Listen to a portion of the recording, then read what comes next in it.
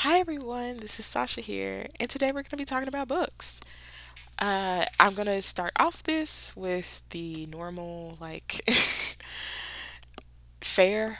So, first of all, thank you to all my Patreon patrons. Y'all are amazing and wonderful. If you want to see the names of all the premium members, their names will be below in the description box. If you want to add your name to that description box, you can become a premium uh, yeah, Patreon patron. uh, if you just want to keep up with the books I read and stuff like that, there's other social media stuff that will also be in the description box. I will let you know right now, I do not edit my videos because I wouldn't ever publish them if I had to edit them.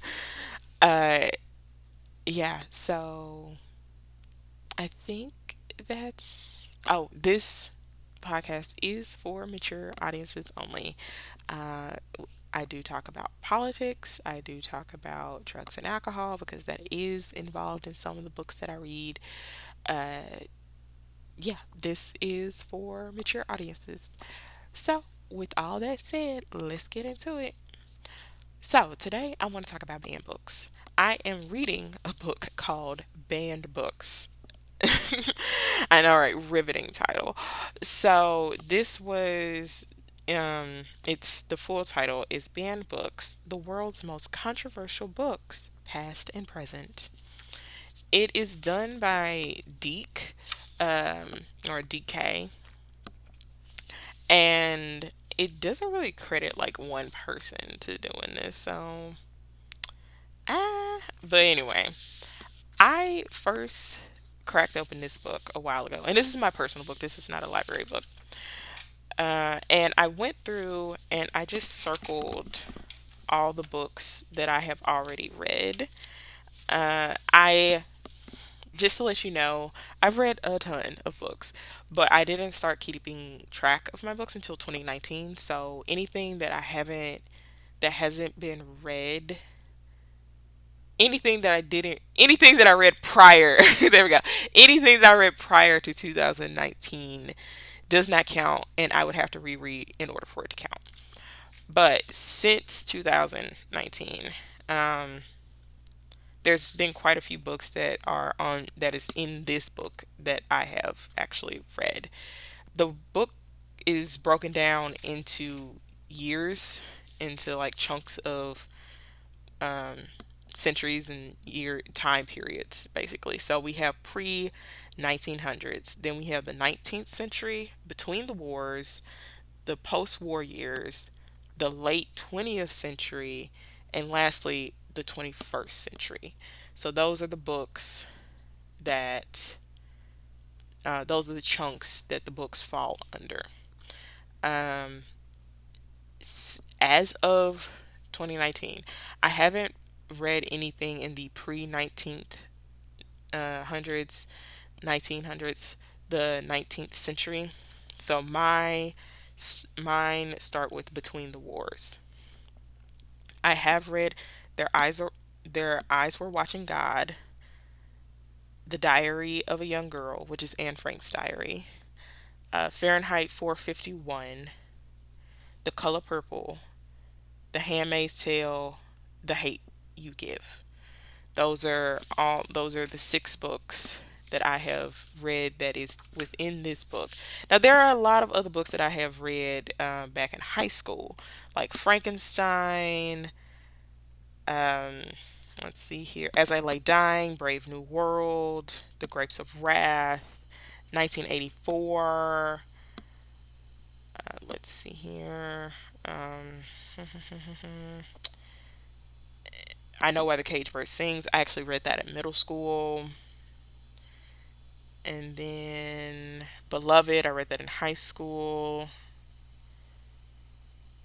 And yeah, so there are quite a few books that are in this book that I have read, but I can't count them just yet. Uh, and I'm a part of a banned books book club. So I feel like this book would also be helpful for that to because we do a half. of the year. We already picked the books for the rest of the year, but once we start it up again in January, then we will pick 6 books, and then in July we'll do another 6 books. Like that's just how it's set up. But yeah, I just want to talk about banned books because it's such a relevant thing right now in a lot of bad ways. So there are states around that are banning a lot of different books. And there are states that are banning book bans, which I think is amazing. Like they basically say that in this state you cannot ban a book. And I think that that should be a nationwide thing and not just a oh every state for themselves type thing. I feel like in the Constitution. It should be that we don't ban books, but that I feel like that's just a me thing. Uh, but so yeah, like it's getting kind of crazy. And I was talking to a friend about. I was just like looking through their book collection at their house, and she was like, "Yeah, for the past few years, I have been going out whenever I have like leftover money to get books that I know that might not be available as things ramp up." And I was just like, I don't know why I had never thought about it. I just books are one of those things that it's so commonplace, I guess, that I it's not the fact that I've taken books for granted. I haven't gotten to that part. It's more of I didn't think that we had gotten to that far yet. And the fact that there are people that have had this years ago, like it's kind of weird that I am now, it took someone telling me, pointing it out that we have gotten to that point where buying books that you really enjoy or buying books that you do want to later read um, because they might be, depending on how far it goes, they could be banned, they could be censored, or they could basically be forced to stop being published altogether, making it where there's very limited supply of those books. And that shook me. That shook me deep, and it made me want to really talk about banned books in a broader scale, and then also on a personal scale. I personally don't believe any book should be banned. I feel there should be context added to certain books. I also fully promote adding a rating system to books like we do movies. So it would be along the same lines. And that way, you know, one that does promote and put out more trigger warnings because all media needs more trigger warning systems set in place. But it also would, in my world, now would it probably not, but in my world, if you added those rating systems, that would kind of decrease people's reasoning for wanting a book banned because it's like it's now has a rating system on it. Now again, that but movies are media, books are media. So if I feel like that should be the route that we go rather than just outright banning books. If you want to have a system in place to help young readers, which most of this is not about young readers. They say that it is, but for the most part it's not. But if you want to keep down this rabbit hole of a lie, that would be the way to go and not what is currently happening. And it's just kind of insane that we have gotten to this point where there are a lot of people that fear that. I was just scrolling on who knows which social media site at this point when a lady was like she went to Barnes and Noble, which I also don't. I am not a huge fan of bigger bookstores. I always say support your local bookshops and stuff. One, they're cheaper for the usually for the most part, and two, you're going to just you're supporting your community and your area more when you buy at an independent book shop. But anyway, aside from that, so this lady, she went to Barnes and Noble and she got some books and she was like, I got these books because I have gotten to that point where I do fear that these books might be censored or put out of print or banned in my area. And it's just like, damn,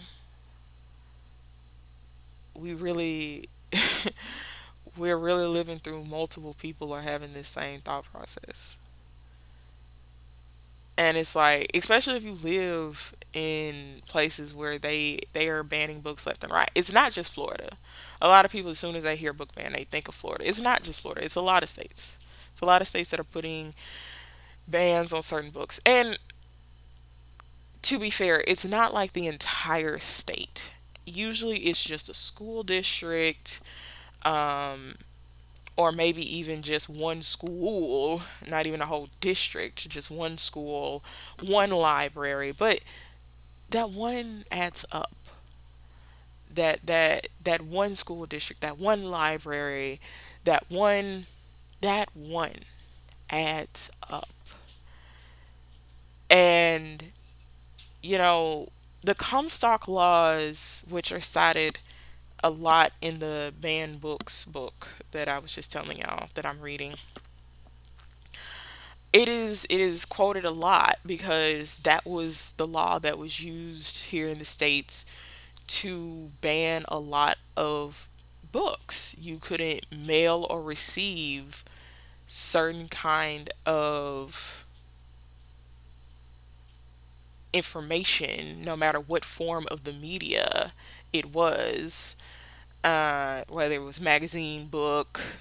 I, I don't know how they listened to music back then, but but like just anything that could be seen as obscene or anything of that notion was banned, and you couldn't send it through the mail. Uh, and it's just, I really hope that we aren't getting to that point where that can possibly be a thing again. I'm really, really, really hoping not. Like, I don't know why I lived in like denial of it for so long. Um, but at the same time, I guess I wasn't living in denial. I think there was a part of me that realized it. Um, because even before I started, like someone had to just flat out say it. I had been getting books that I just liked collecting banned books that or books that have been challenged. I just genuinely liked collecting those. I also just genuinely enjoyed the classics, which have a lot of outdated language and things like that. And I don't have a lot of like spicy books. I just don't. At least not to my knowledge. There are some like mystery books and romance books that I do have that I have not read that they might be spicy and I'm just not aware of it. But I don't think I have a lot of those in my personal collection. Uh, and so I have just been filling my personal collection more with books that have been banned at some point somewhere. And books that have a significant meaning to me, and just so happen that all a lot of the books that have a significant meaning to me are considered fan books. So I guess subconsciously, yeah, I have been really thinking about it on like a not aware level, but now that, it's been out there in the ether, I have actively been going to bookstores and stuff and just seeing the prices of certain books. And I have purchased a few, and I wish I had the money to purchase all the books that I want. Um, like, I need you to fully understand when it comes to, I budget like a motherfucker. Like, because I have to. Like, in this economy, in this economy, you have to budget. So a lot of my, I budget the meals, I budget everything. But that book budget though, that's the reason I use the library so much, because dead ass, the way that my library is set up, however many books that you check out, whether it's digital, that's including ebooks, audiobooks, or physical books, it like gives you a total at the top of how much you have currently checked out, how much it would cost if you individually got all those things by yourself. My shit is in the 2000s. My shit is 2000 some plus dollars. That's how many books that I have checked out, audiobooks I have checked out, ebooks I have checked out. It is in the 2000s. I need you to fully understand. I could just spend that on books. I could just spend I could honestly, you could probably give me 10K. It'd be gone. Like that shit'd be gone on books. Not all of it. Like I would, put money aside for savings, rent bills, shit like that. But when I tell you that book portion of that hoe would be astronomical. Oh my god. But anyway, so yeah, I have to reel myself in with books. Is the is the point of that little tidbit of that little story. Is I have been getting a few. I have gotten a few books. I literally only have gotten three. And it's yeah, they're books that I think would probably be on the chopping block at some point in time if we keep going down this road. I am hoping and praying that we don't get that fucking far. Like, I can have my hopes, I can have my prayers, I can write to Congress, letters to the editor, which I have did. I have written letters to the editor regarding saving libraries. That is how deep this shit is. I have wrote countless letters, emails. I just ain't called. And that's because listen, I'm still scared of being on the phone, okay? Like, but I am doing what is comfortable for me. I am standing up in a way that is comfortable for me. And so that is a lot of emails and a lot of writing physical letters and sending them off. That is the way that I feel comfortable with protesting, and protest the way that feels more comfortable to you. Because if you do it in a way that makes you feel, now there are sometimes you got to get uncomfy. I will say that. I will say that there are some times where you got to be uncomfy. But for the most part, do do the things that make you feel comfortable. At least you are doing something. There are people that are doing absolutely fucking nothing, and then when the shit hits the fan, they're gonna be like, "What happened?" And it's like, well, were you aware that any of this was going on? Well, yeah. Okay, did you do anything to stop it? No, I just had other. I just felt like other people were gonna do it. Like they always feel like someone else is going to do the work and it's going to just magically work out. Sometimes, yeah. Sometimes it be like that. But you have to, you have to understand that you count in this. This is a situation where every voice, we are down to every voice matters. Like, it is insane how, how we got here with people really having to think like this. I think later this week they're going to be holding whether they should keep funding libraries and museums. And that's what I've been writing about and, sending emails about, is saving our libraries. Now, I have done other protesty stuff in the past, especially when I was in college, saving, um, healthcare access, things like that, reproductive healthcare access, and things like that. And I still was fighting up until the bitter end. Up until the bitter end. Uh, it was still the same thing, sending emails, signing petitions, and stuff like that.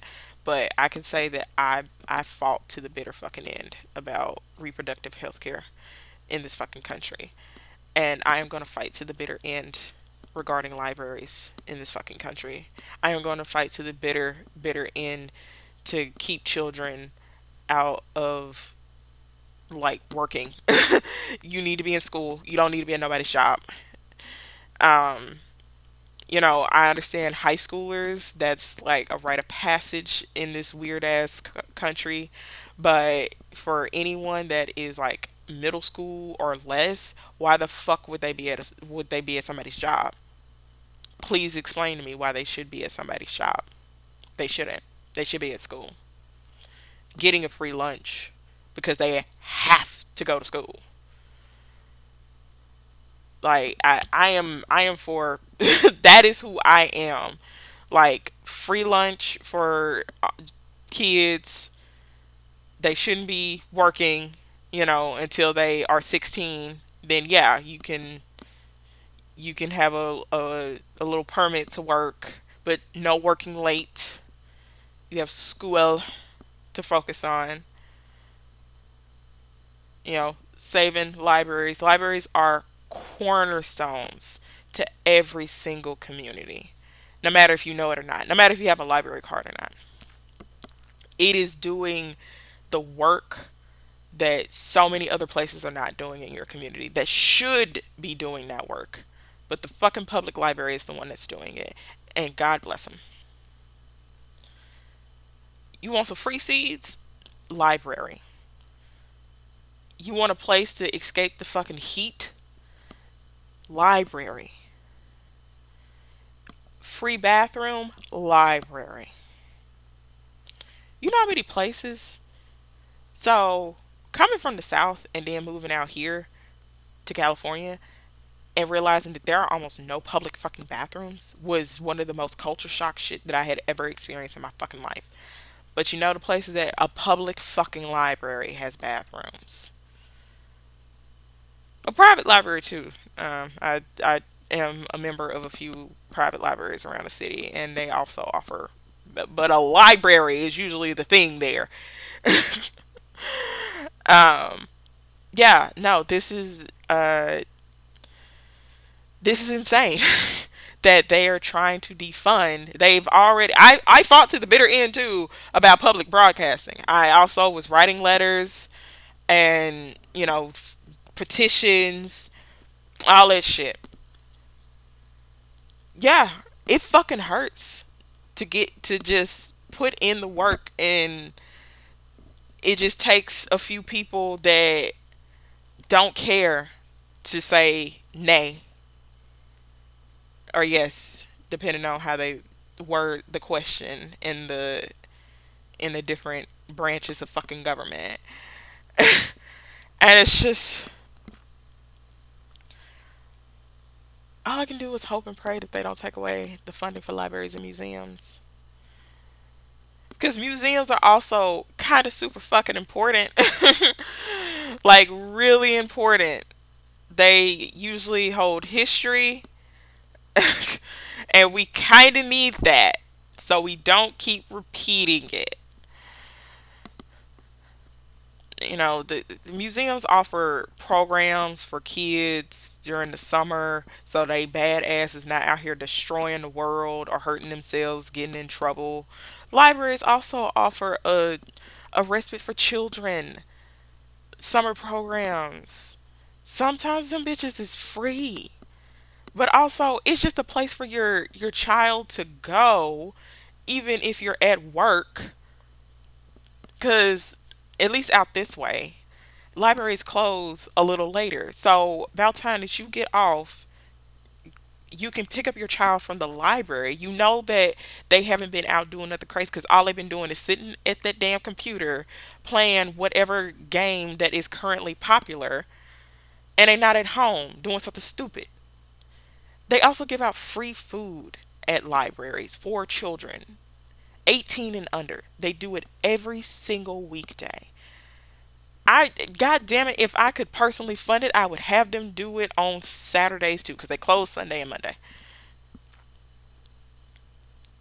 I would have them do it on Saturdays too. I promise to God, if I had the funds, the means, the way to do it, I fucking would.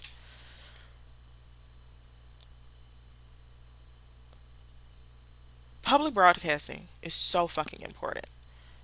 Libraries are important. Museums are important. And it's just so fucking scary that we have gotten to this point.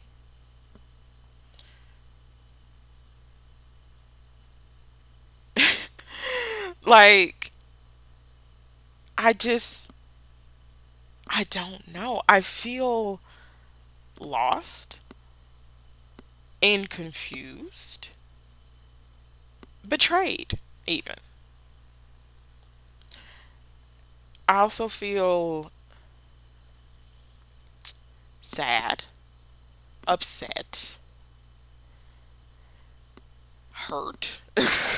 I don't even know if I've already said that one. Like, I'm having so many negative feelings right now regarding, you know, libraries and museums being on the chopping block next. And it's like this shouldn't be how this is. We should be moving forward as a country. Like uplifting the arts and science, education, so we can be on a competitive stage with the rest of the world. When I'm pretty sure there's a lot of different sayings and quotes that are out there that could beautifully and elegantly put how I feel into words, and it's already been put into words. But I don't know any of the bitches off the top of my head. All I can say is that losing a library is like losing a heartbeat. It's fucking dangerous. If anything, well, no, let me rephrase that. Losing a library is like losing the heart of a community.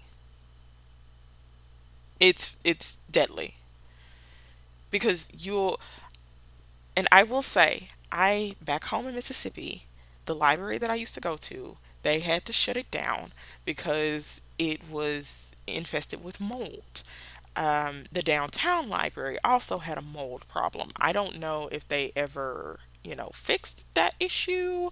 Um, because, but to my knowledge, there are no longer two different libraries, and that number might have probably exploded by now in the city of Jackson, Mississippi, due to mold issues.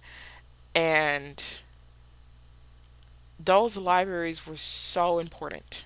It was how I got my work done. We didn't have money for a laptop and computers and internet and stuff like that. I grew up on PBS Kids because we didn't have money for the internet. The only way that I was able to kind of keep up with my classmates was going to the library and watching snippets of music videos and TV shows and stuff, or going over to somebody's house and watching it.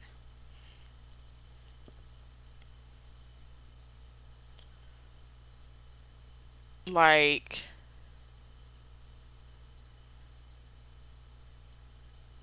it was, it's just so hard to think about that there would be other people that have to face that, that have to deal with that. And then you won't even have like programs like PBS to like fill the void if you don't have the funds for all this other type of fancy shit that now exists out in the world. Because newsflash, not everybody has money.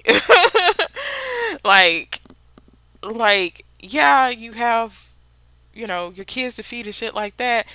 A lot of people are unfortunately also getting laid off around this time too. So it's just a whirlwind of bad shit that didn't have to happen, and it's not organically happening.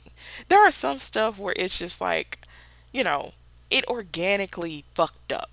This is all constructed fuck ups that is leading to God knows what. Like, I mean, we have seen in the past and we've seen in other countries what this all leads to, but we don't know what that looks like here. Like, that's the thing, we don't know what that looks like here. There are so many dystopian novels out there, 1984, Fahrenheit 451, Brave New World. um God, there's some, The Handmaid's Tale is a dystopian. Let's see here, what other dystopians are there? uh you know I can't think of any other ones right now. I mean, I'm looking at a book like some of these I dead ass don't know if what the book is even about, so I couldn't even tell you if it's a dystopian or not. But anyway, I listed off quite a few. We we we don't know where we will land in that dystopian nightmare. uh Now I will say it seems like Brave New World is being pulled away, because in Brave New World, it was, if you don't know what that is, it is a dystopian novel where drugs are freely handed out like candy. Everybody has a helicopter because that's how they get around. And casual sex is the norm, while being with one person on a monogamous basis is not seen as normal. And so you follow around a guy that well, you follow around, you get to know a few people that live in this world and how they're dealing with it. And also a thing in Brave New World, there are no births. Uh, you At a certain age, your reproductive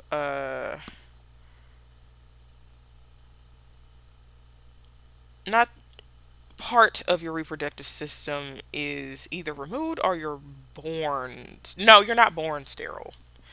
Um, but I that part is a little fuzzy to me. I don't believe that you're born sterile. I believe that at some point they either give you some kind of medication that makes the process stop, or it may be a surgery. I genuinely, that part I have forgotten. But I do know that for the most part, humans are not Brave New. I said Brave New World. The Giver is also a dystopian. But anyway, it just popped in my head because in that one, you can be assigned to be a mother, and so therefore you, yeah,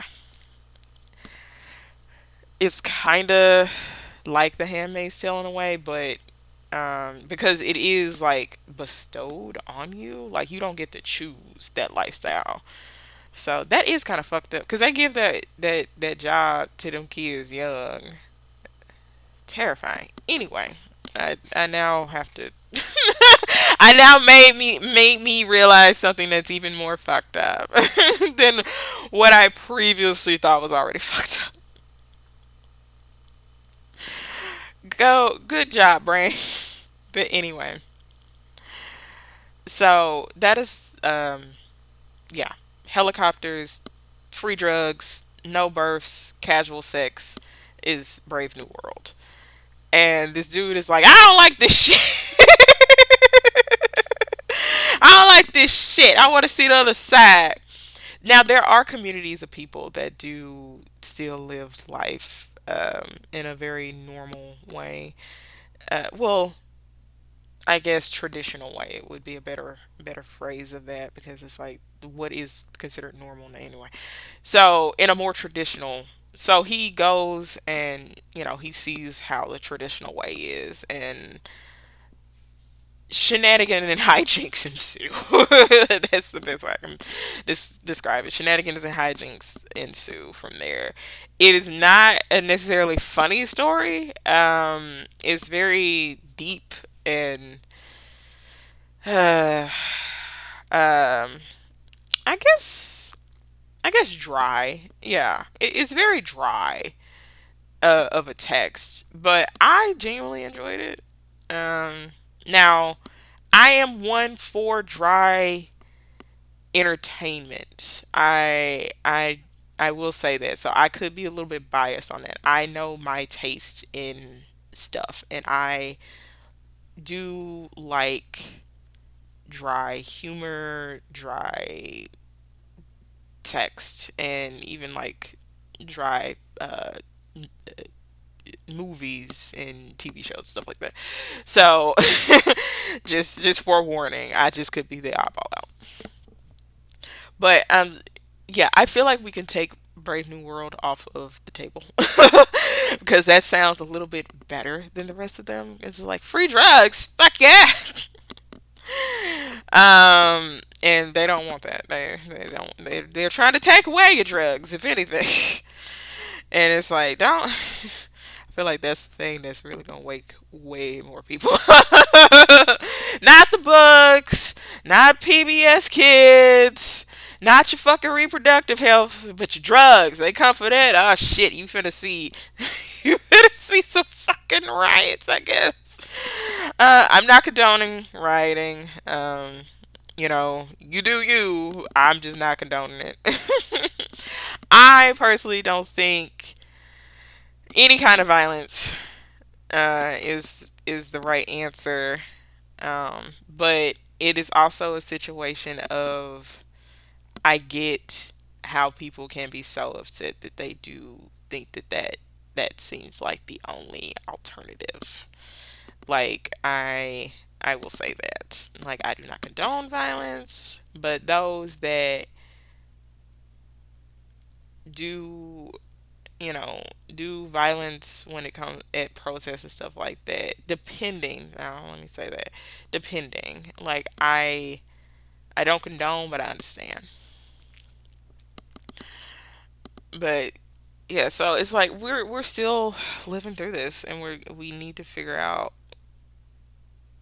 together as a community of where we're gonna land, and then how we're gonna how we're gonna pick ourselves up. You know, once we finally touch the ground, because right now everything is so up in the air. I mean, there's stuff that has fallen, and we're it is our job as community members to pick up those that have fallen. Like that's just how it works. But to just still be in this suspense of it all is quite goddamn terrifying.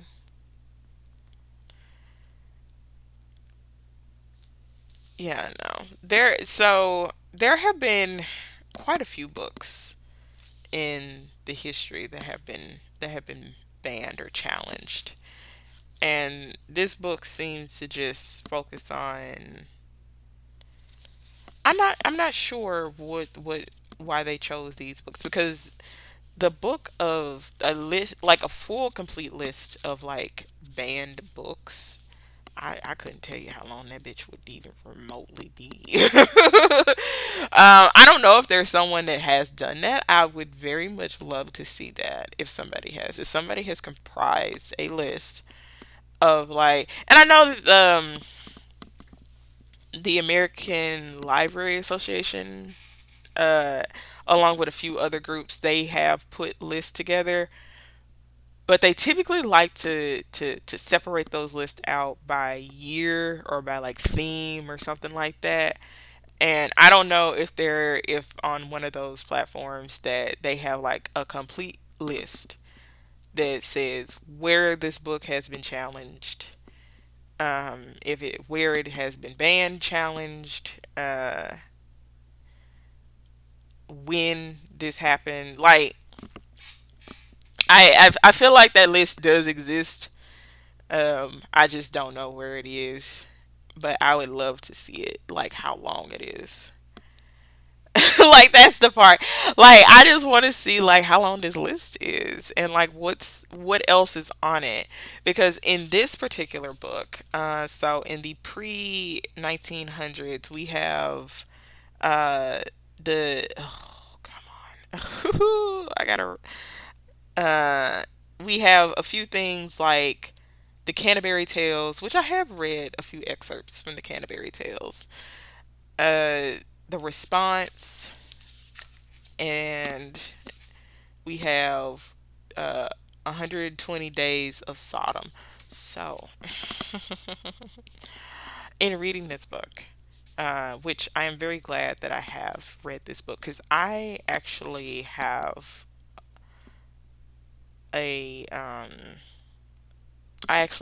120 Days of Sodom, and it was one that I had got because I constantly saw it on like banned books lists, and I was like, I'm just gonna get it, and one day I'm gonna read it, and I still haven't read it.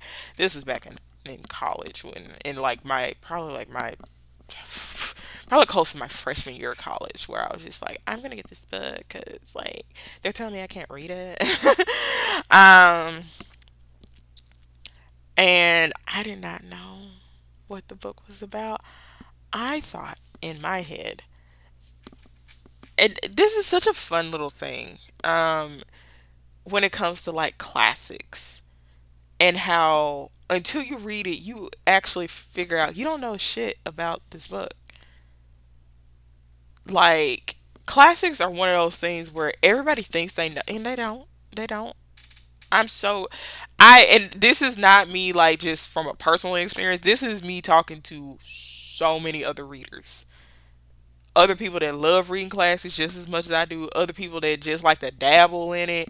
Hell, just other people that, they're like, it's on their TBR list, where they're like, eventually one day I'm gonna read it, and then you be like, oh well, let me give you these trigger warnings, and they sitting staring at you like you done lost your damn mind, because they're like, what the fuck is this book about? Like I thought it was about this, and it's like I also thought it was about that. It is the fuck more than that.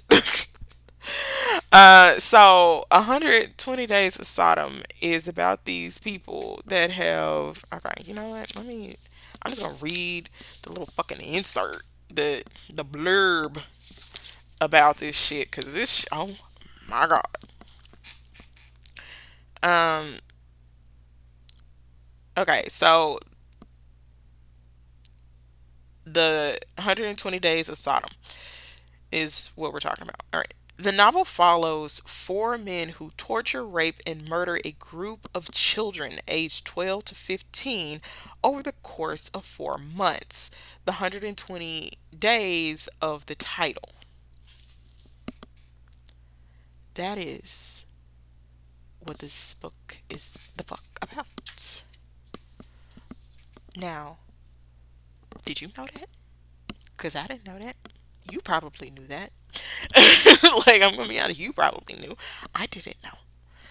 I knew that there was like sex in it, and due to the fact of like the title, I thought, and I don't know where the fuck this thought came from.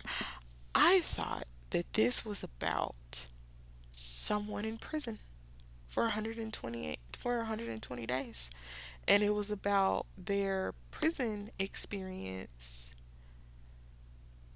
you know, maybe getting assaulted, maybe assaulting someone, or witnessing assaults.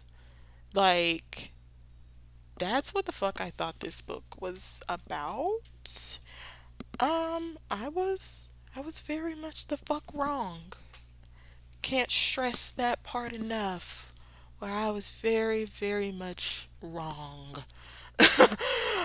And so I don't know will I ever read that book.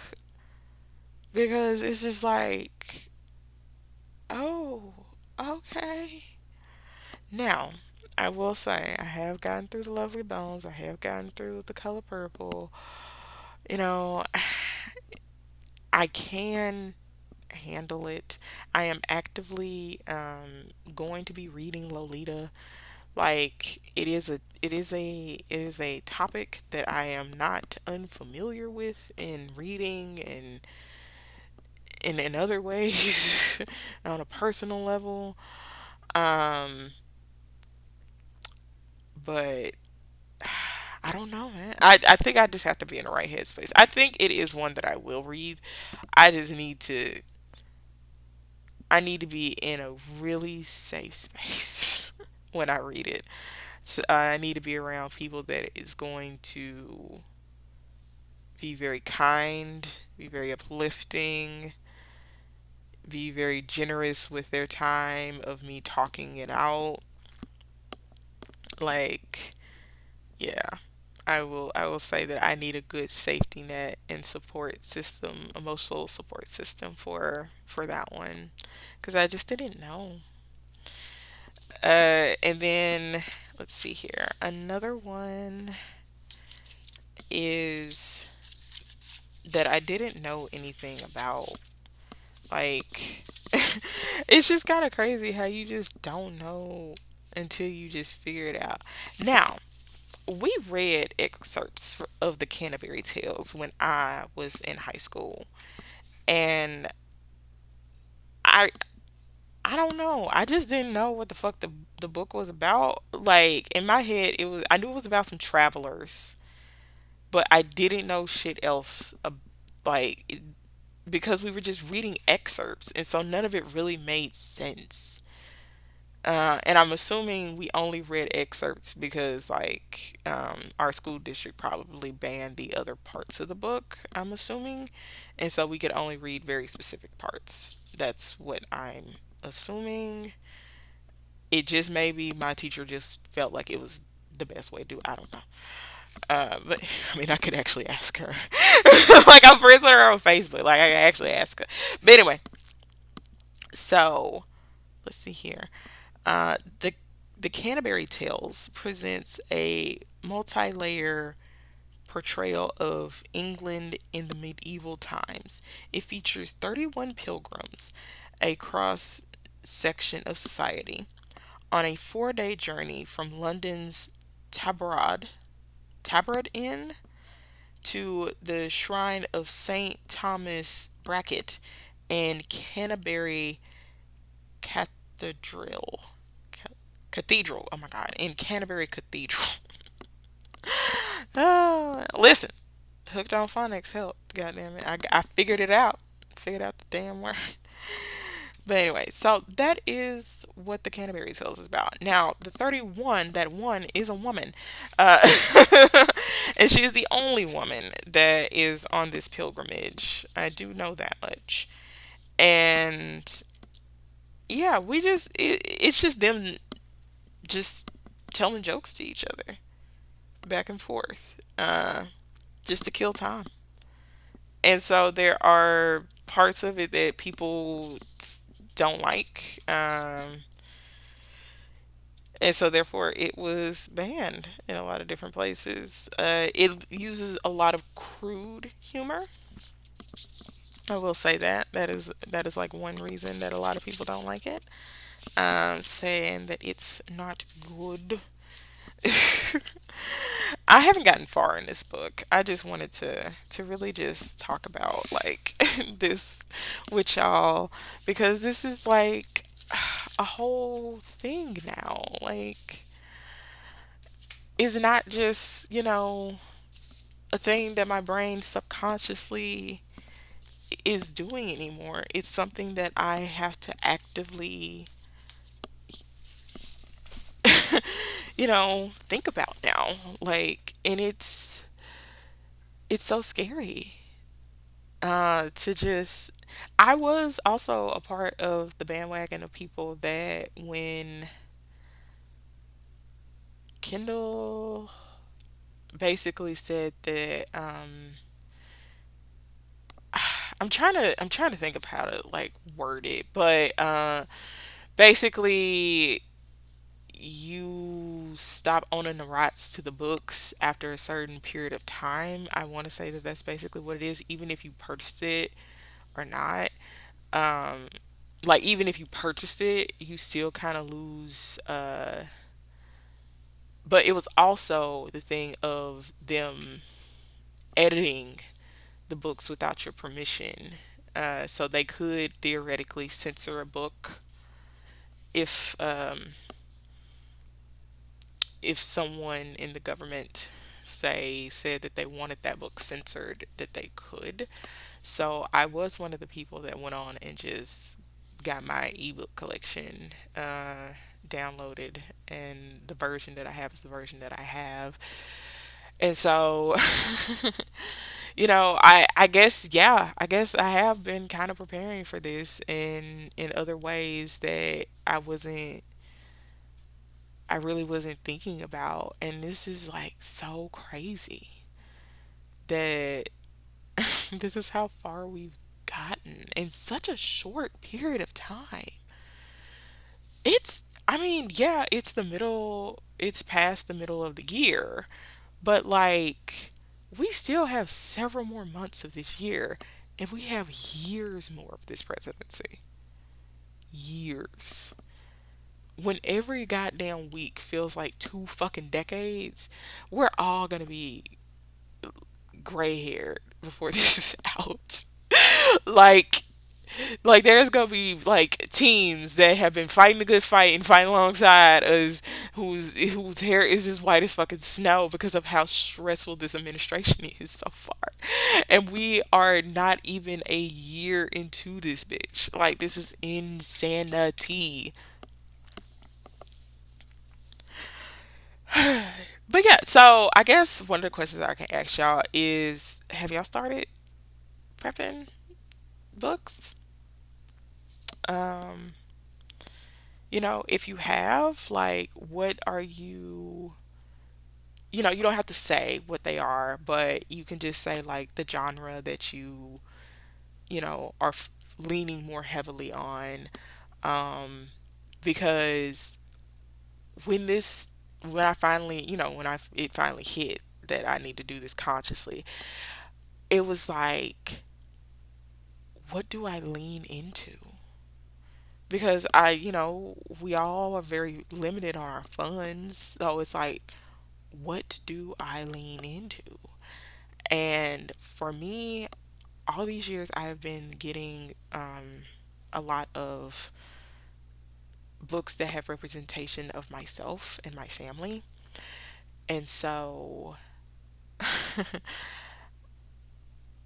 I feel like that part of my collection is very sturdy and very supported. And so I have actually started collecting a lot more kids' books and a lot more classics.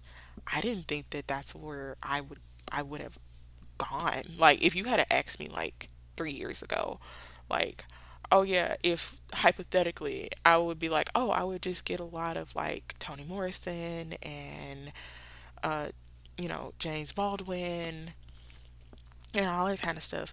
And I don't have a lot of Toni Morrison. I don't have a lot of James Baldwin. I have a few of their works, but not as many as I would personally like to have.